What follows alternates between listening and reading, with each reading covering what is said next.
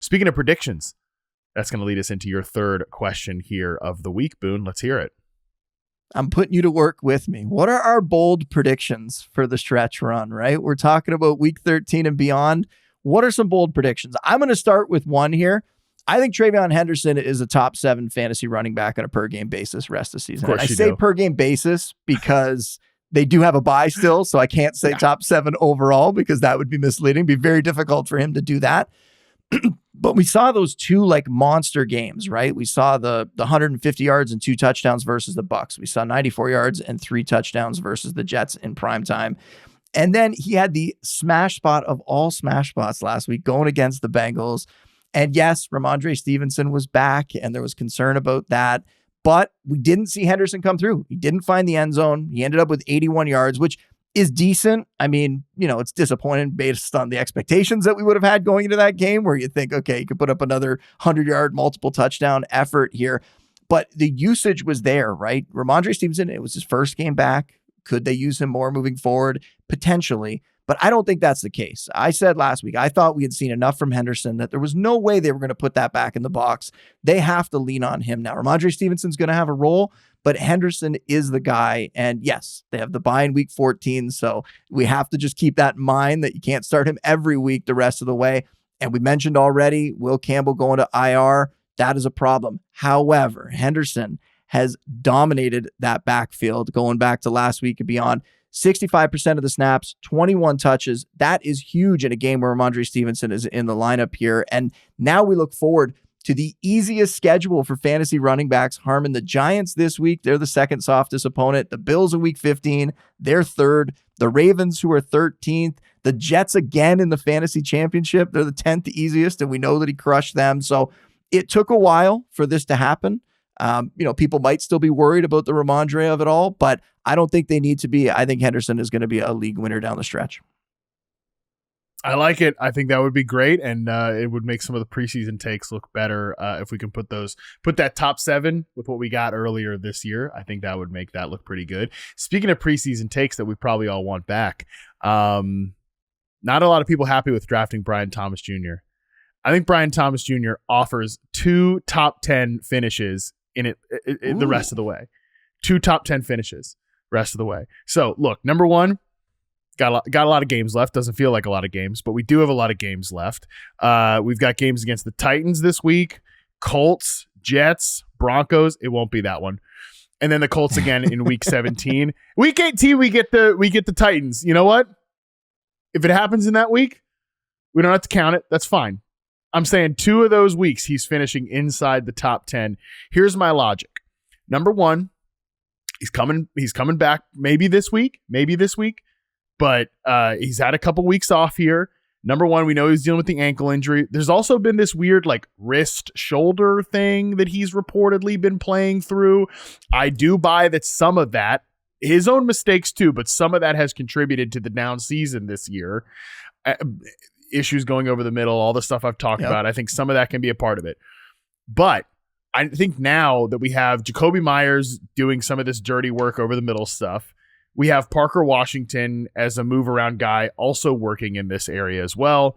Now I think this gives us clarity as to what Brian Thomas Jr.'s role can be, which is pretty much like we're going to stick him at X receiver. And we already saw them kind of doing this a little bit before he got hurt. We're going to stick him at X receiver. We're going to have him run straight line routes and outbreakers. And I think with credible threats over the middle of the field now, they don't have to. He's going to have to run some routes over the middle. I'm not stupid here. I know how this stuff works. But we can mostly make his diet of where he's getting targeted on those patterns. And I just think he's talented enough to give us a couple big games here the rest of the season. And like I said, Titans, that's a good matchup. Jets, that's a good matchup. The Colts and Broncos, we'll see. But I think there's enough here for him to make a few big plays here. Liam Cohen said they definitely need Brian Thomas Jr.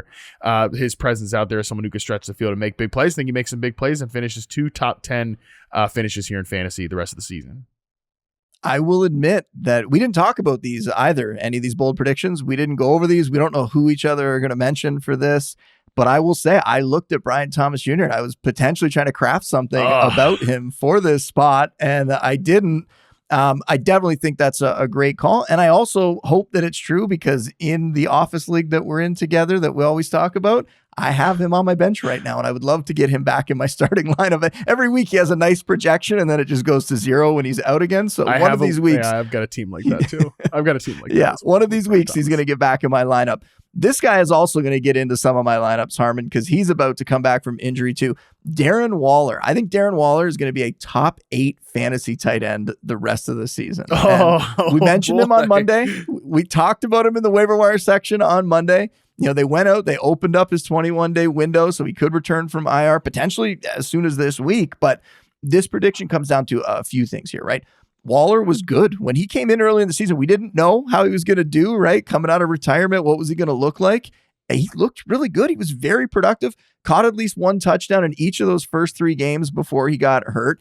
Miami's schedule the rest of the way here, the second easiest for fantasy tight ends, and their fantasy playoff schedule is the actual easiest. The Saints, the Jets, the Steelers, the Bengals, and the Buccaneers remaining here. Steelers are a top 10 matchup. Bengals are the best matchup for fantasy tight ends. Those are the first 2 weeks of the fantasy playoffs. I mean, you're going to play this guy like as long as he is healthy. And that's a big if with Waller. This is somebody who he could come back and get hurt in practice now that they've opened up his window, aggravate something, and we don't even hear from him again this season. That is always a possibility. He could come back and play 1 game and get dinged up and we don't see him anymore the rest of the way. But I think in those matchups, especially, we saw him do it earlier this season. He's still available in 75% of leagues. Like people can go and pick this guy up, throw him on your bench when he's healthy, put him in your lineup as a starter.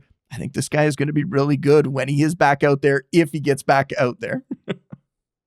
I love this call, and I'm going to check a few waiver wires of mine to see if there is some Darren Waller hanging around. That's a really good call by you. This last one is really stupid, but stick with me on this. And it's not, it's going to sound like I'm making a negative prediction about this player. And I promise I'm not. This has more to do with what I think is going to happen around him. I think Troy Franklin finishes 3rd among the Denver Broncos in fantasy points the rest of the way among the wide receivers. Pat Bryant, here we go. This is mostly a Pat Bryant take. I think Pat Bryant is really playing well in isolation. I think he deserves a bump, and they've been kind of steadily giving him a bump. He's been, kind of consistently the 3rd receiver. He's pushed aside Marvin Mims. Gee, who could have seen that coming? Marvin Mims isn't a real wide receiver. I mean, unbelievable. Anyways, Marvin Mims not really a part of the rotation anymore. It's mostly been Pat Bryant. I think it should be Pat Bryant. I think he's going to get a great start in this game. You can kind of beat up on the Commanders basically any which way, but they allow 101.5 yards per game to slot receivers this season. That's the most in the NFL. Pat Bryant is kind of that power slot player. Troy Franklin also plays in the slot, so I could immediately start looking stupid with this prediction right away. But mainly this is a positive Pat Bryant prediction. I also think it's a positive Courtland Sutton prediction as well. Like I said, you can beat up on the Commanders any which way. I think people are kind of overcorrecting on the Sutton stuff so far. I think they were over their skis when we talked about him earlier, Boone, this season, where it's like he's steady Eddie, wide receiver. He's not that guy. He's probably more boom bust wide receiver too. And I think now people are like, well, he's been passed up by Troy Franklin. I don't think he's been passed up by Troy Franklin. I think the quarterback's just been playing in chaos, and you can't get the ball to the perimeter X receiver when you're playing in chaos. You're not going to be playing in chaos in this game against the Washington Commanders, okay? They're going to be able to get the football to Courtland Sutton. A lot of those, they give up the most points per dropback in single high. That's when you throw to your X receiver. Then he's got a matchup with the Raiders. Tougher one against the Packers, but Jaguars, Chiefs to end the fantasy season. I see a good finish for Courtland Sutton. I see Pat Bryant being useful, and I think there's just a little bit of variance that then doesn't go Troy Franklin's way. So I wanted to get like a Pat Bryant prediction. I wanted to get a Courtland Sutton prediction. This is how I arrived at it, by saying Troy Franklin is outscored by both guys the rest of the way. You are going to hear no objections from me. I have a lot more Sutton and Bryant on teams, Bryant especially in dynasty leagues, than I do Franklin this year. So I am happy to hear you predicting that. And yeah, any Pat Bryant love is going to be welcomed by me here. So let's keep moving on. We'll see if it works out. I don't really know if I trust the Denver Broncos offense, but that's me getting excited about 2 players on an offense I don't trust. What could possibly go wrong?